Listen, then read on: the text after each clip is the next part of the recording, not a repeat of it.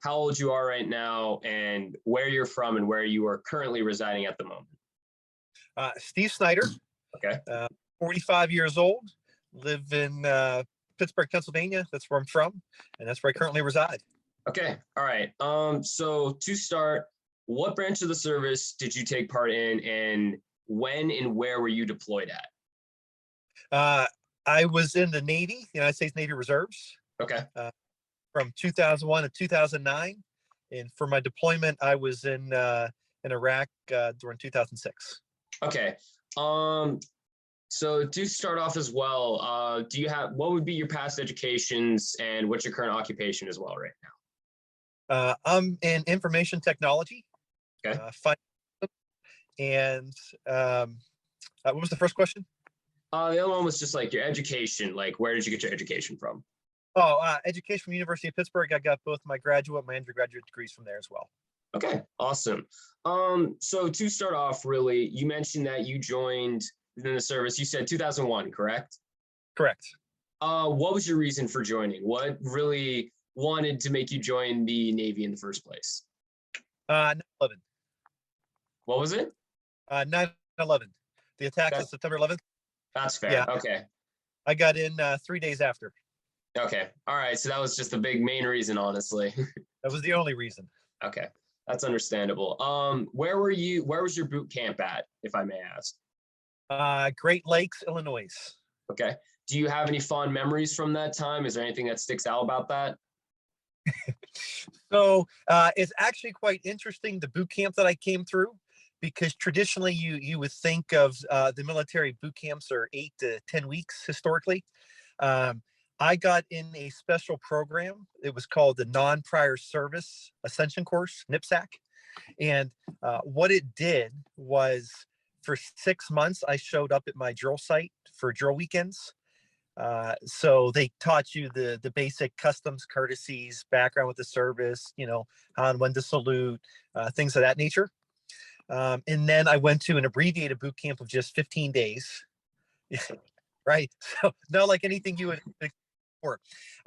The logic behind it was twofold.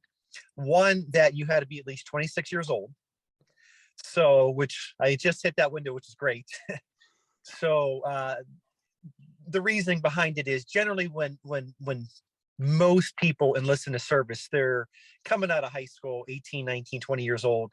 And if you follow on TV, it's a lot of, you kind of break them down and build them back up as a unit. At 26 years old or beyond, in theory, you shouldn't have to do that. You're dealing with more professionals, people who are a little more mature. The second thing that took place was where if you got into service now, just in any branch, you can generally take your ASVAB course, test, score a certain points on a test, and then they let you know what jobs you qualify for. With the NIPSAC program, what they did was you had to get into something that tied back to your civilian career. So the same logic there is that they wouldn't have to spend time training because you already have civilian expertise in that matter. So Okay. it was a phenomenal program that just worked out perfect for me, because it was minimal disruption to my personal life, which again, given the time and nature of why I got in, it didn't matter, but it did make it very nice. Okay. I know you just mentioned that this NIPSAC was able to help you with your civilian life and so on. What was exactly your main job whenever you were in the military, in the Navy specifically? I was a religious program specialist. So in the Navy, that's the job that would set up worship service for the chaplain. Like I worked directly with the chaplain. Okay. I found an interesting niche when I got in, because that's not what I wanted to do. But my civilian career kind of tied back to that because it was administrative. The Marine Corps does not have certain billets, certain jobs. They don't have Navy corpsmen. They don't have their own corpsmen, so like the docks. They don't have dental techs. They don't have chaplains. They don't have religious program specialists. So I got in a position where I was attached to Marine Corps unit the entire time. So my job was really to protect the chaplain, the forward deployed unit. Okay, that's almost like a personal bodyguard, because yeah, if you think about like the movie Saving Private Ryan, where the chaplain's out there giving last rites on the D-Day invasion, that kind of interests me real fast. That okay, hey, I get into this job that works out real well, ties back, minimal disruption in my family life. And at the same time, I could be in a forward deployed unit in a war zone. So it kind of checked every box for me. So you joined the Navy, a group that is not really seen as being much of an engagement group, and ended up working with the Marine Corps in there. That's the only reason I signed up, is because I was going to be attached to Marine Corps unit. So from the day I signed my paper, that was the intent, Okay. and that's what I got. Okay. And I've actually told your father that, like, I actually didn't have a chaplain for any of my drill weekends, as well as I really wasn't assigned when I was deployed to a chaplain. So I was always attached to a surgical shock trauma platoon, kind of like a MASH unit. Mhm. So I was essentially a glorified corpsman for 8 years. So, which is okay, because that's some of my background too. It was given shots, vaccines, first aid, CPR, that nature. Okay.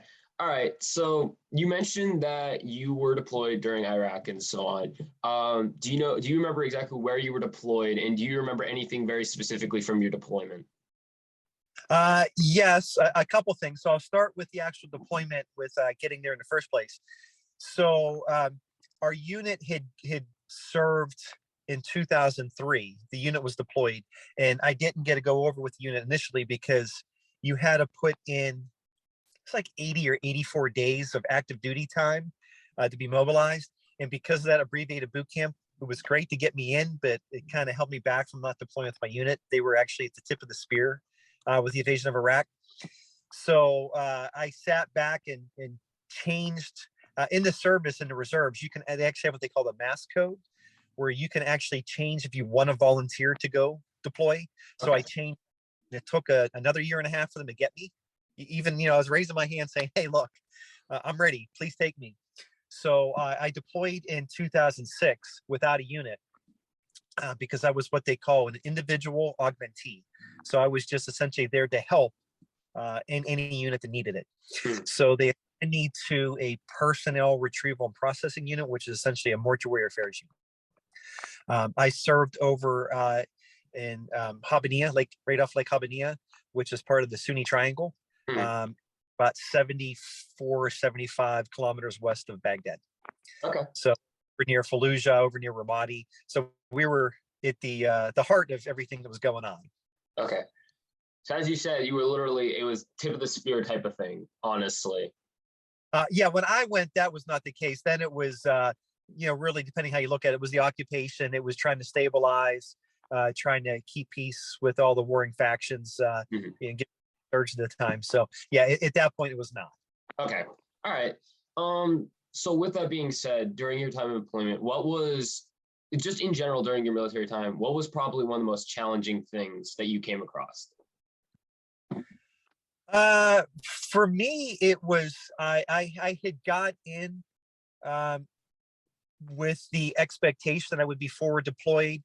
You always have those grandiose dreams that you're going to be out there making a difference, and not that every job doesn't make a difference, but my time actually deployed was 99.9% inside the wire, so I didn't leave the base at all. Except for a convoy or two that I was a part of, but there was incoming mortar attacks from time to time, but there was, I would consider, no danger whatsoever to myself, which again, most people be thankful for that, but I kind of stepped forward after 9/11, and also with volunteering to go over with the intent that, do my part, and I didn't feel like I did. So that's always kind of been challenging to me.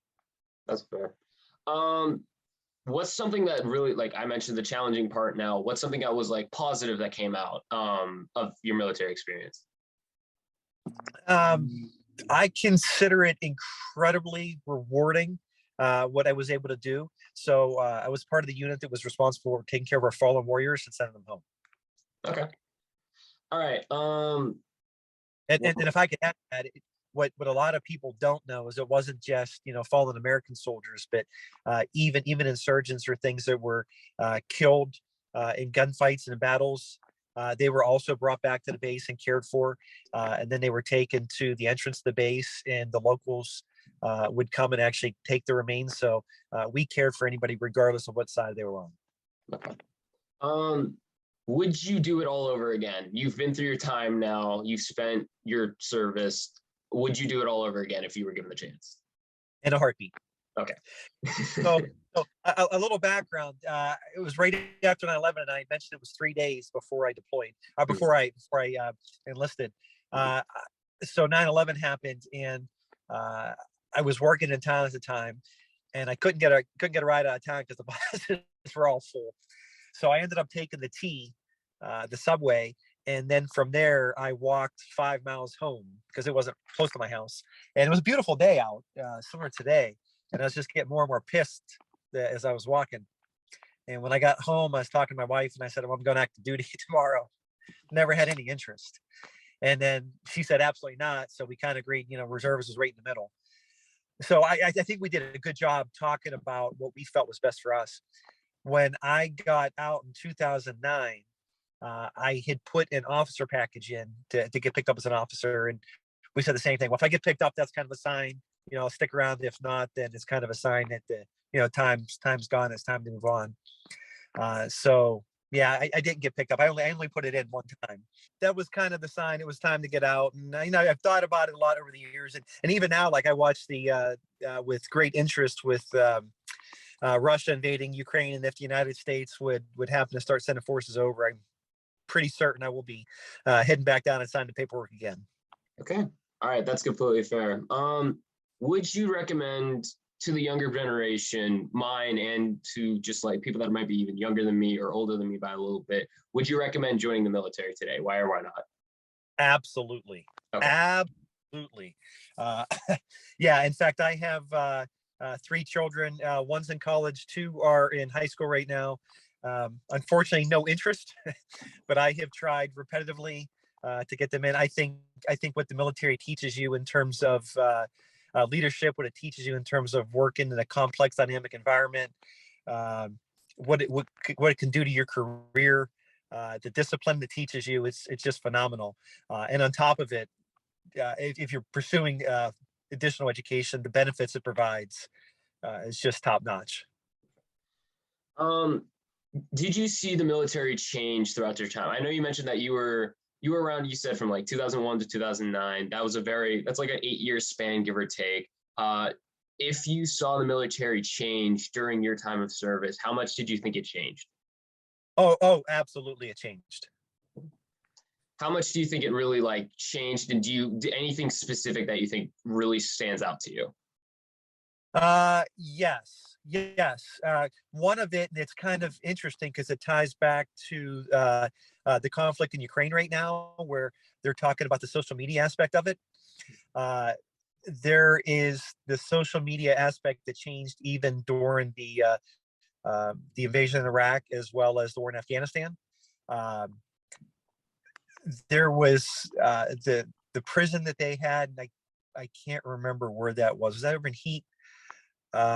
That they were not treating the prisoners correctly, and it was a little bit of a black eye to U.S. prestige around the globe.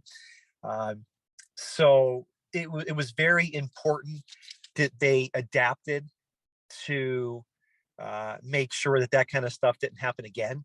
Mhm. And I won't forget when the commandant of the Marine Corps had come over for a visit back in 2006. Even some rules that they had put in place, like one, if you were out and you saw somebody digging along the side of the road, because IEDs were really big back then. If you were digging along the side of the road, you were able to engage. They changed it because maybe somebody was burying their dog along the side of the road. Things like that. That like, okay, that almost put people's lives in danger a little bit. But at the same time, you got to be careful because if you want to make sure you're guarding the support of people around the globe. There was another one, like if a car was barreling towards the gate, they could have had explosives, and they had explosives at times. And there were rules of engagement where, at a certain distance, you had a fire warning shot, a certain distance you can engage. Those got reduced drastically, which, put people's lives in jeopardy a little bit, with the thought that what if you happen to be, firing on somebody who has a prescription and it's outdated and they can't see and they don't hear or see anything. So you're taking out an innocent civilian. So I've noticed they're constantly trying to change and adapt, whether you agree or disagree. And I'm not putting my political spin on it, but it's constantly adapting.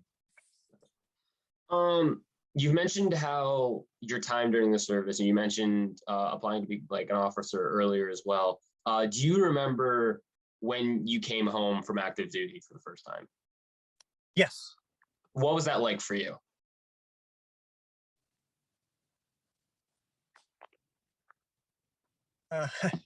Sorry, get a little choked up there. No, it was a rewarding experience. I was so glad and thankful to be gone. It was something I felt, as I mentioned, especially the job I was doing. I was so humbled. But to come home, it was a tremendous feeling. When I actually deployed, I had 3 kids that were all under 3. Okay. Yeah. So with that being said, during your active time, what is the number one lesson that you think you learned from your time with the military? What is a lesson that you will never forget from that? I feel like the United States military is truly it's the old phrase of the Marine Corps. There's no greater friend, no worse enemy. I mean, I feel that we were over there, and I know nowadays the war in Iraq is not popular, and in the war in Afghanistan, even the same thing. Although I don't think the numbers are nearly as bad from a polling perspective, but I continue to feel that very supportive of the effort that was over there, and what we were trying to do to liberate the country from the tyranny that was going on. As well as the weapons of mass destruction, although they didn't find them. I mean, the 9/11 Commission has found that President Hussein had intentionally tried to mislead the world community simply because, of his conflict with Iran and didn't want to appear weak to Iran. So, no, I was able to see firsthand how we were able to help people over there. And a couple of times I was actually able to go into Habaniya, which was a local village nearby our base, and see, and the kids and the people in the community were just so grateful to have us. Last 2 questions here. How do you think, you mentioned before that sometimes the public and civilians don't really agree with what the military is doing. Do you think there's a way that you can there's a way to possibly bridge the gap between civilian and military? That's a very difficult decision. Yeah. The American people are always supportive. The mission has to be very, very precise, but even when it's very clear, the outline, the objectives are clear. When you start losing lives in capital and resources of the government, and it starts hitting closer to home, and people know people who are coming back either injured or killed, it's tough to continue to maintain that support. So yeah, that's I think even relevant today. It's a great question you ask with again the issue in Ukraine and Russia is, do we deploy U.S. troops or not? And do you become the policeman of the world? That's, I think, the age-old question. Yeah. That's a very understandable answer, honestly. So final question really is, what do you think one thing that civilians can learn from either veterans or currently active military people? Do you think there's a lesson that civilians can learn from them? I think there's definitely a lesson, and I mentor veterans through American Corporate Partners, even now through our workplace, and I probably over a dozen now since I've been back. One of the things is, and part of it is even just within civilians, like I think about employment. So many employers still want to see, for example, like a college degree. Mm-hmm. If you don't have that sheet of paper, yeah, it's almost too bad. With the service, there's so much experience that people get, active duty reserves that they bring to the table. And a lot of times that's not appreciated or respected. That I think that if people actually looked at the experience, and maybe it's a little bit different. Not only do you have some of the things I talked about before, the leadership, the discipline, the attention to detail, the work in the complex dynamic environment. I mean, there's things you're doing in a life and death situation on a regular basis. Uh, you know, you just look at any of the job, and I'll just speak to one where I essentially did for 8 years, where you're corpsman. I mean, you're sitting here dealing with, making sure people are healthy, being to get back on your feet, taking care of them. You're in the ER, life-threatening situations, and yet if you don't have quote unquote schooling in the civilian world, you can't get the same job, even though you've been doing it, say, for 20 years active duty, and then you retire. So I think they need to bridge that gap a little more, both the civilian and the military. And at the same time, kind of the program I got in, where the military looked at my civilian career and said, "Hey, yes, let's bring you in and let's make it a little bit easier for you because you already have a background in that in the civilian world." I think they should expand programs like that as well, so people who maybe are non-traditional, like myself, who may be 20, 24 years old, who are EMTs or paramedics, let's bring them in on an abbreviated course because they already have, maturity. They already have some of that, a lot of that training and schooling. Okay. I was thinking about it just last year. It had been 15 years since I actually been deployed, and I don't know if you could tell, but even now it still chokes me up to talk about it. It's something I don't normally do. So it was I actually appreciate this venue, and I'm actually interested in you sending a link for this club to learn more about. Yeah, absolutely. I really do appreciate your time and willing to talk about this. Honestly, it's a really interesting thing to hear. And honestly, thank you for your service to us. It really is appreciated on a whole different level. Thank you.